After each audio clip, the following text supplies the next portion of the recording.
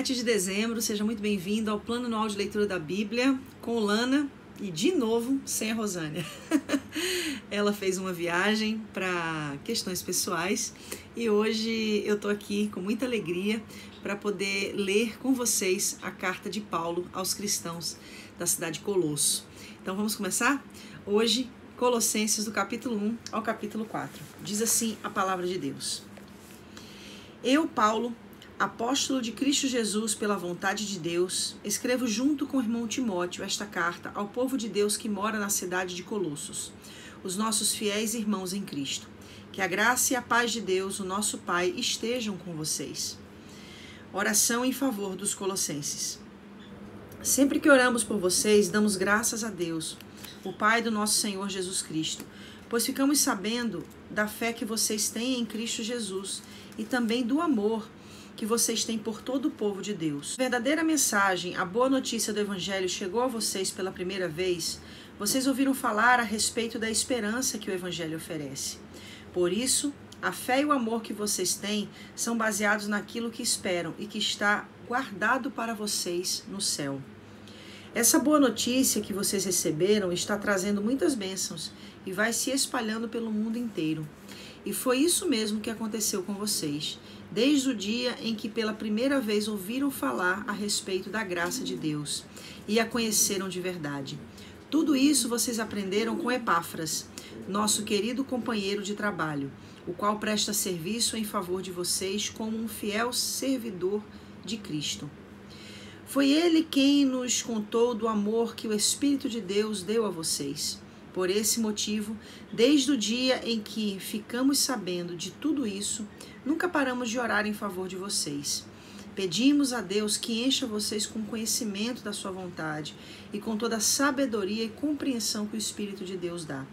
Desse modo, vocês poderão viver como o Senhor quer e fazer sempre o que agrada a Ele. Vocês vão fazer todo tipo de boas ações e também vão conhecer a Deus cada vez mais. Pedimos a Deus que vocês se tornem fortes com toda a força que vem do glorioso poder dele, para que possam suportar tudo com paciência.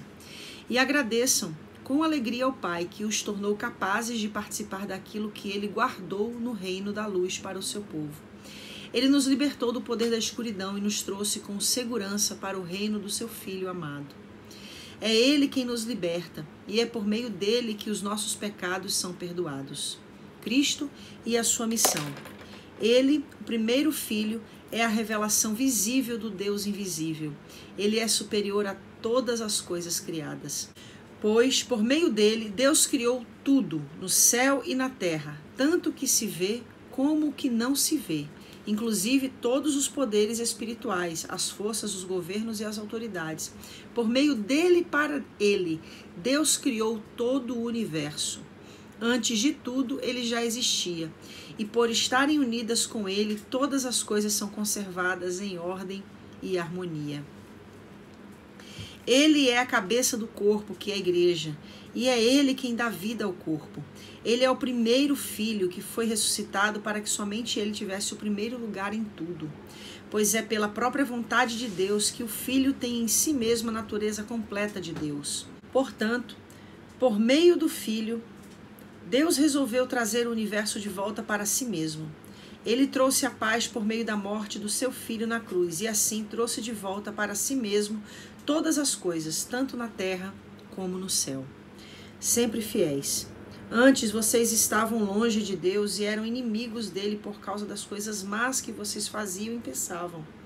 Mas agora, por meio da morte do seu filho na cruz, Deus fez com que vocês ficassem seus amigos, a fim de trazê-los à sua presença para serem somente dele, não tendo mancha nem culpa. Mas é preciso que vocês continuem fiéis, firmados sobre um alicerce seguro, sem se afastar da esperança que receberam quando ouviram a boa notícia do Evangelho. Foi desse Evangelho que eu, Paulo, me tornei servo, e é esse Evangelho que tem sido anunciado no mundo inteiro. A missão e a mensagem de Paulo.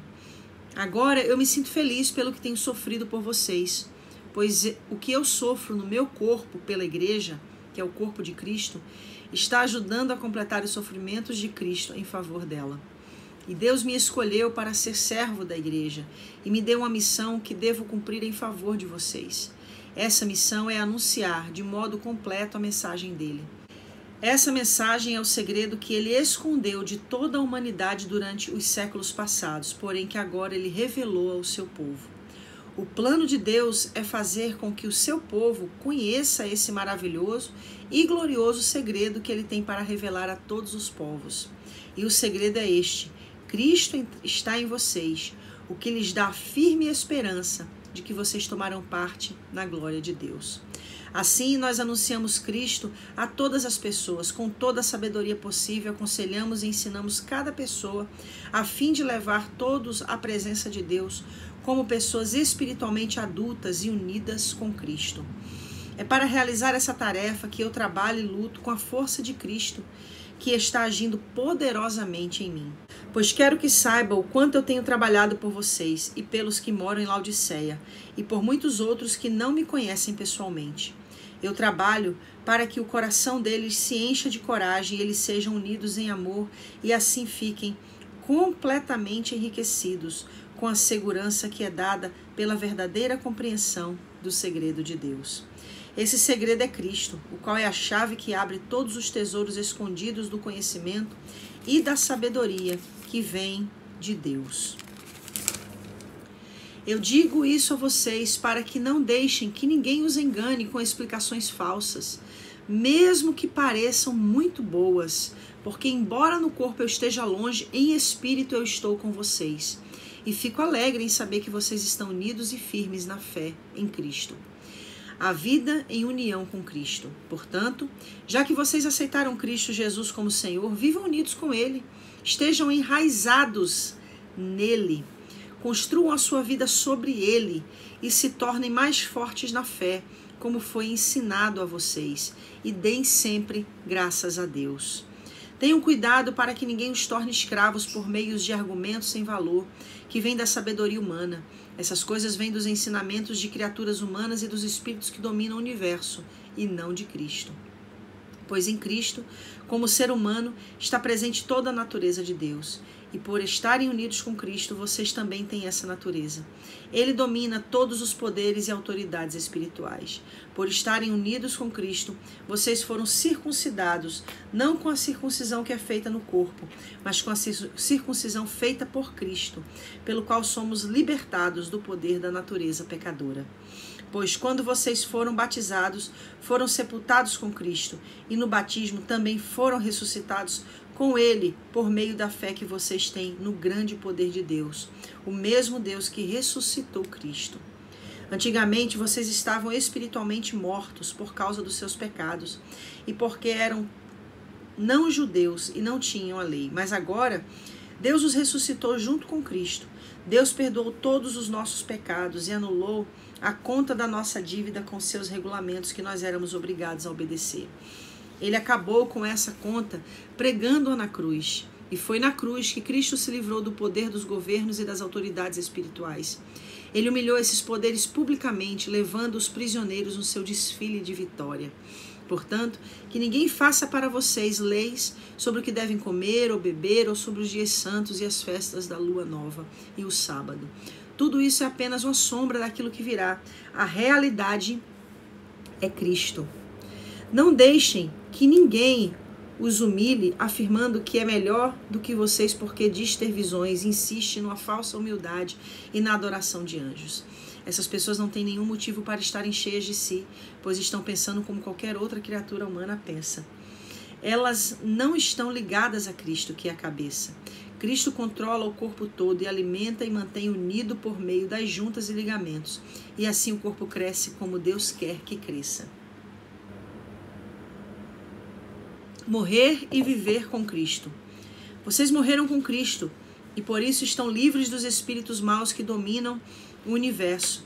Então, por que é que vocês estão vivendo como se fossem deste mundo? Não obedeçam mais a regras como estas. Não toque nesta coisa, não prove aquela, não pegue naquela. Todas essas proibições têm a ver com coisas que se tornam inúteis depois de usadas. são apenas regras e ensinamentos que as pessoas inventam. De fato, essas regras parecem ser sábias ao exigirem a adoração forçada dos anjos, a falsa humildade e um modo duro de tratar o corpo. Mas tudo isso não tem valor para controlar as paixões que levam à imoralidade. Capítulo 3.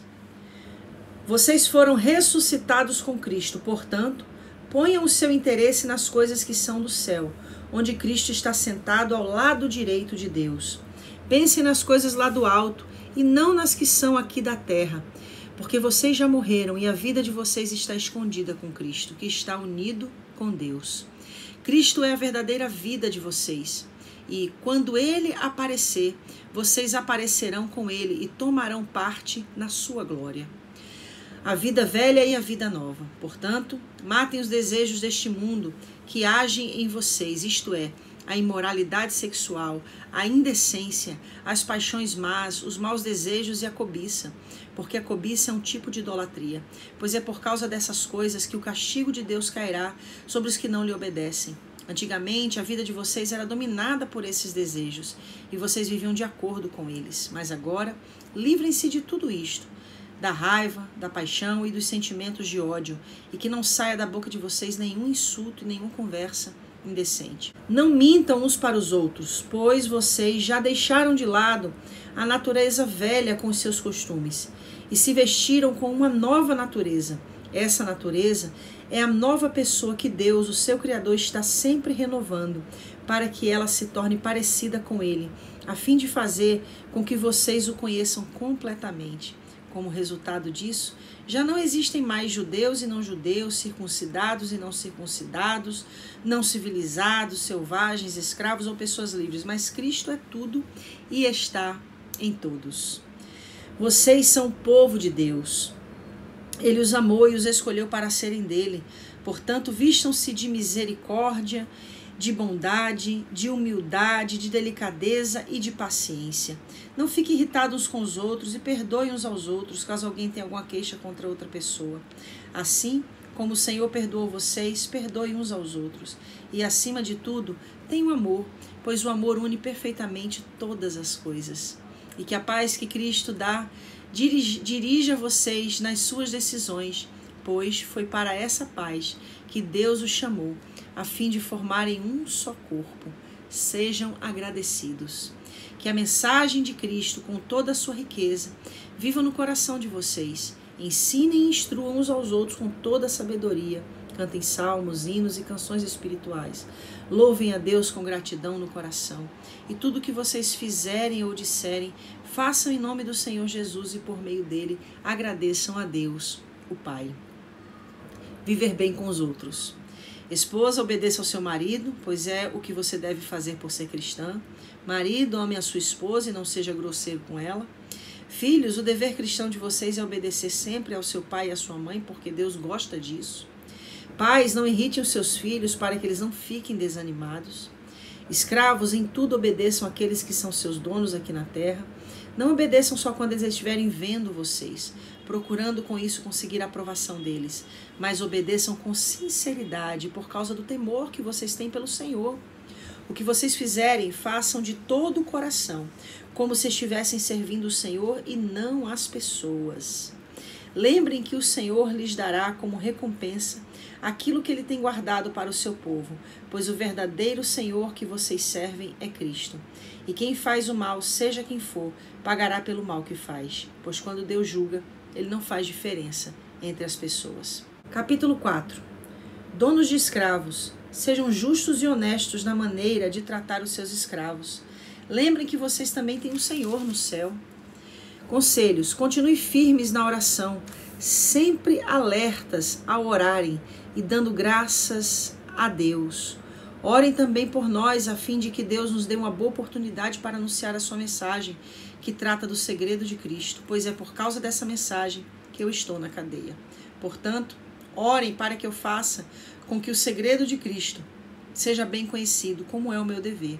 Sejam sábios na sua maneira de agir com os que não creem e aproveitem bem o tempo que passarem com eles. Que as suas conversas sejam sempre agradáveis e de bom gosto, e que vocês saibam também como responder a cada pessoa. Últimas saudações. Tíquico, nosso querido irmão, trabalhador fiel e companheiro no serviço do Senhor, levará a vocês todas as notícias minhas. E eu estou enviando para contar como todos nós vamos indo e assim animar vocês. Com ele vai Onésimo, o querido e fiel irmão, que é da igreja de vocês. Eles vão lhes contar tudo o que está acontecendo aqui. Aristarco, que está na cadeia comigo, lhe manda saudações. E também Marcos, o primo de Barnabé. Vocês já têm orientação a respeito de Marcos para recebê-lo bem, se ele passar por aí. Josué, chamado Justo, também manda saudações. Esses 3 são os únicos judeus convertidos que trabalham comigo para o reino de Deus, e eles têm me ajudado muito. Epáfras, outro que é da igreja de vocês e é servo de Cristo Jesus, também manda saudações. Ele sempre ora com fervor por vocês. Ele pede a Deus que faça com que vocês sejam sempre firmes, espiritualmente maduros e prontos para cumprirem tudo o que Deus quer. Eu posso afirmar que ele tem trabalhado muito em favor de vocês e pela gente de Laodiceia e de Hierápolis. Lucas, o nosso querido médico, e o irmão Demas mandam saudações. Mandamos saudações aos irmãos que moram em Laodiceia. Saudações também para Ninfa e para a igreja que se reúne na casa dela. Peço que depois de lerem esta carta, vocês a mandem para Laodiceia, a fim de que os irmãos de lá também a leiam. E vocês leiam a carta que vai chegar de Laodiceia. E digam isto a Arquipo: procure cumprir bem a tarefa que você recebeu no serviço do Senhor.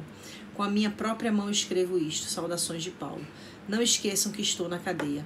Que a graça de Deus esteja com vocês. Que coisa linda, né? As cartas de Paulo, elas são de uma riqueza, assim, imensa. Se a gente realmente for tirar um estudo acerca de cada uma dessas cartas, inclusive aí fica essa proposta, né, de se fazer posteriormente, após a leitura do livro de Salmos, a gente pode fazer aí um estudo aprofundado das cartas de Paulo. Porque as cartas de Paulo, elas são de uma riqueza e de uma atualidade, assim, impressionante. Uma coisa que a gente vai perceber em cada uma das cartas, Roma, Coríntios, Filipe, Colosso, Tessalônica, Éfeso, Galácia, todas essas cartas que Paulo envia, tratando dos problemas ou trazendo instruções específicas sobre a igreja, elas são pontualmente atuais para todos os desafios que a igreja da atualidade vivencia. Para a gente falar mais pontualmente sobre a carta aos Colossos, a primeira coisa que a gente precisa entender é que aqui está mais uma outra carta de Paulo que foi escrita numa prisão. Quando a gente leu a carta de Efésios, a gente já citou as cartas que Paulo escreveu da prisão. E essas cartas são Efésios, Filipenses, Colossenses e Filemão. E hoje a gente está aí na carta aos Colossenses. Algo interessante que a gente precisa falar acerca dessa carta é que Paulo não foi o fundador dessa igreja. Olha que interessante. Certamente essa aqui é uma dessas igrejas que nascem através dos judeus que certamente, estando ali em Jerusalém, após tudo aquilo que aconteceu mediante a morte de Cristo, ou quem sabe testificando dos milagres que Jesus fizera, voltando para os países aonde moravam, levaram consigo as boas novas do Evangelho. Então, a igreja de Colosso é uma dessas igrejas, onde Paulo não foi o fundador. E quando ele escreve essa carta, é interessante que a gente descobre que ele ainda não havia visitado essa igreja. Lá no capítulo 4, no finalzinho do capítulo 4, Paulo fala sobre algumas pessoas que são seus companheiros, seus auxiliares de ministério. E ele cita, por exemplo, Epáfras, que foi uma pessoa que se converteu através do seu ministério. Mas qual é a essência dessa carta de Colossenses, que eu inclusive quero aproveitar aqui para sugerir que a maior credibilidade acerca do lugar onde Paulo tem escrito tenha sido da prisão em Roma. Qual é o assunto-chave dessa carta de Paulo aos Colossenses? Bem, uma coisa que fica muito claro é que Paulo está falando constantemente de Cristo e da sua obra remidora. Paulo está lembrando que o sacrifício de Jesus é perfeito, que o sacrifício de Jesus é total, que o sacrifício de Jesus é completo. E ele fala isso de uma forma muito ungida, muito poderosa. E aí a gente percebe que de uma forma muito objetiva, Paulo envia essa carta lutando contra todas as heresias que estavam ameaçando a igreja de Colosso. Por isso que eu falei, gente, que as cartas de Paulo, elas continuam sendo cartas atuais, porque a gente sabe que a igreja de Cristo, ela está constantemente lutando contra as heresias que podem existir dentro dela.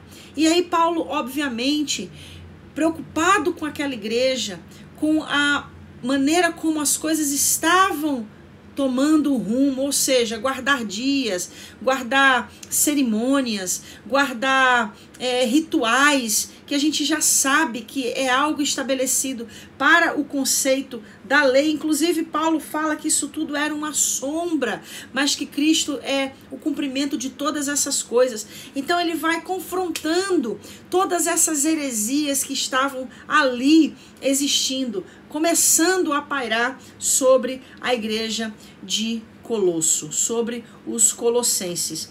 Eu gosto muito quando ele fala aqui no capítulo 1 sobre Cristo e a sua missão. Ele enfatiza essa obra remidora de Cristo. Ele faz a igreja lembrar da dimensão do sacrifício que foi feito, da dimensão do poder que esse sacrifício ministra sobre toda a humanidade, não só no céu, na terra, em todo o universo. Então Paulo está falando aqui, no versículo 17, ele diz, antes de tudo, ele já existia, por estarem unidas com ele, todas as coisas são conservadas em ordem, em harmonia. Então ele está dizendo, olha, é Cristo que é o cabeça da igreja. Ele está trazendo a igreja para essa compreensão de que é Cristo quem é o cabeça dela, que é Cristo que é o Senhor dela, e foi por ela que Cristo morreu, e Cristo é suficiente para ela, a ponto de libertá-la, de livrá-la de todos os regimentos, de todas os rituais, de todos os cerimonialismos vazios, desprovidos de verdadeira e genuína espiritualidade. Então Paulo está convocando a igreja para isso, queridos, que essa carta hoje faça-nos despertar quanto a essa realidade, que nós possamos entender que os dias são maus, e quanto pior os dias ficam, mais tendenciosa é essa possibilidade dessas heresias contaminarem a igreja de Cristo, contaminarem o corpo de Cristo. Vamos, portanto, permanecer firmes no Senhor. Paulo fala com muita propriedade sobre essa questão relacionada a essa intimidade com Deus. E Paulo nos traz essa compreensão de que é esse relacionamento, é essa intimidade com Deus que vai nos enraizar em Cristo. Então aqui fica para você um convite. Antes de você buscar toda e qualquer compreensão acerca dos princípios divinos, através da letra, através de um conhecimento, de uma teoria, não estou aqui desprezando a letra, Cristo é o verbo, mas eu estou falando da letra morta, estou falando dessa letra sem revelação, dessa letra sem espírito que escraviza.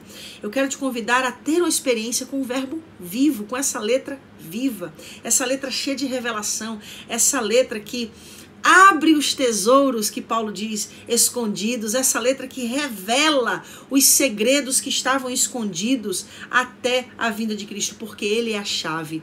Então que o seu relacionamento com Cristo te leve a desvendar os segredos que somente na intimidade com Ele você pode ter acesso. Não se esqueça disso. É dessa maneira que nós vamos estar enraizados em Cristo. Um abraço e que o Senhor nos guarde de toda heresia, em nome de Jesus.